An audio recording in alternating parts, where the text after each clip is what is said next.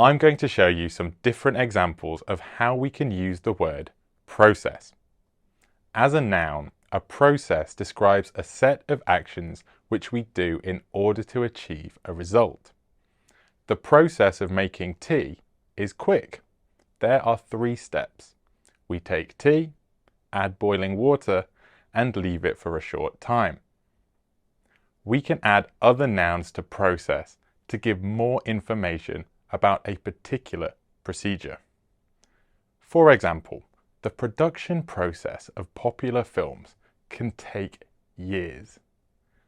The healing process for a broken arm is long and painful. We can also use process as a verb. This focuses on the actions that we do as part of a procedure. It takes 6 weeks to process passport applications. Remember, all of these examples relate to procedure. I'm going to teach you some meanings of the word draw. The most common use is the verb form that means creating a picture or image. My cousin drew our family using different coloured pencils. We can also use the verb draw to mean attracting attention, someone wanting to look at something. For example, the singer is amazing. She will draw a big audience.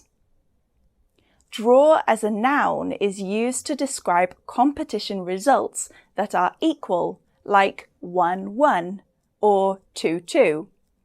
For example, the football match ended in a draw. It was 1-1. So you can draw art, draw attention, and draw in a competition result. I hope our videos will keep drawing you in for more English lessons. Certain. Let's learn about this word. Certain is an adjective, a describing word. It's like sure, but stronger. We use certain to say that we are 100% sure about something. I am certain that Tuesday is the day before Wednesday. We can also say for certain. This means the same as definitely. Tuesday comes before Wednesday, for certain. We can be certain about something too. I am certain about the length of this video. It's 1 minute long. We can also use certain to mention something or someone specific without giving exact details. Hello, boss? For certain personal reasons, I can't come to work today. Certain foods are easier to buy than others. Practice has a lot of different meanings that you can use in many situations. Remember, this is practice with a C, not an S, because it's a noun. 1. Practice can be the reality of actually doing something, not just the idea or theory of it. It sounded like a good plan, but in practice, it was terrible. 2. It can be used to describe a custom or tradition, like typical traditions in a country. In the UK, it's common practice to tip taxi drivers and hairdressers. 3. Use it to describe an activity you do regularly, especially if you do it to improve your skills.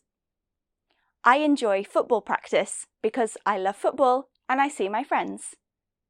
I hope you enjoyed this English practice. What's an issue? Let's look at some of the main uses of this word. An issue can be an important topic that people are talking about. The environment is an important issue. The energy crisis is a big issue for many people. An issue can also be a problem. If you find any issues with our videos, please let us know. As a verb, we can use to issue. This describes something being ready or available, often for official purposes. I'm waiting for reception to issue my work pass. My new driving license has finally been issued.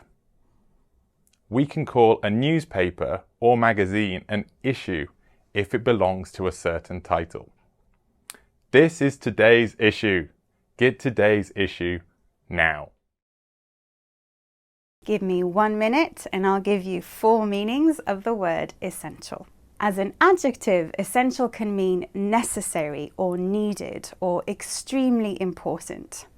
We can't live without water. It's essential. We can also use essential to talk about the most important or basic qualities of someone or something. It's a beautiful old house. We don't want to change its essential character. As a noun, essential can mean a basic thing that we cannot live without. It's a countable noun and often used in the plural. When we go camping, we only take a few essentials with us. And essential can also mean the basic or most important part of something. With this meaning, it is again used in the plural and often with the before it and of after it. Now you have all the essentials of the word essential.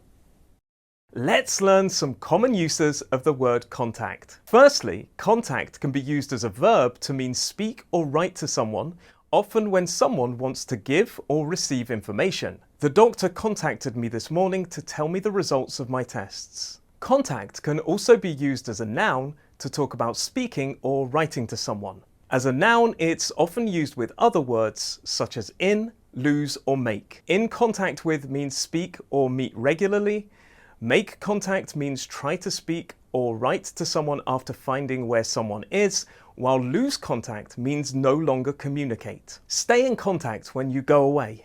Contact can also be used to refer to a person who can help or give you information in work or socially. My contacts told me there's a job opening at the business. Contact as a noun refers to people whose names, numbers and/or email addresses you have stored on your mobile phone. I'll add you as a new contact on my phone. Fall can be a verb and a noun and has many meanings. Let's look at the most common together now. As a verb, fall can mean to come down from a high position. In the autumn, or the fall in American English, the leaves start to fall. A similar but slightly different meaning is to suddenly go down towards the ground, probably by accident. The noun form describes this act. When learning to walk, toddlers fall a lot, but they're usually not bad falls. Fall also means to become lower in size, amount, or strength. The noun form describes this change and is often followed by the preposition in. There has been a fall in house prices recently, but no one knows why they have fallen. And one more useful meaning of the verb fall is to change condition. People can fall asleep, fall ill, fall silent. Let's learn some common uses of the word period. Firstly, period can be used as a noun to refer to a specific length of time. It is often used in expressions such as over a period, during a period, and a period of time. We'll observe the patient's wait for a period of 3 months. Period can also be used to talk about a time in a person's life or in history. When using period in this way, this time is often defined by certain conditions or characteristics. The word period usually has an adjective before it. I went through a difficult period when I returned to the UK. In school, we can use period to refer to a part of a day when a specific subject is taught. I have maths in the second period on Tuesday. Finally, period in American English refers to the punctuation mark which shows the end of a sentence. In British English, we refer to this as a full stop. Is that a period or a comma? Let's learn the noun character. Now, the meaning that you already know is a person in a book or a film, but there's more to it than that. Character is the quality that makes a person who they are, part of their personality. He has a friendly character. If we say that someone has a lot of character or a strong character, we mean that they're mentally strong. It takes a lot of character to be a good leader. The way you dealt with that showed strong character. If someone is a good person, we can say they're of good character. You need to prove you're of good character. With places and things, it's what makes them interesting, different, or attractive.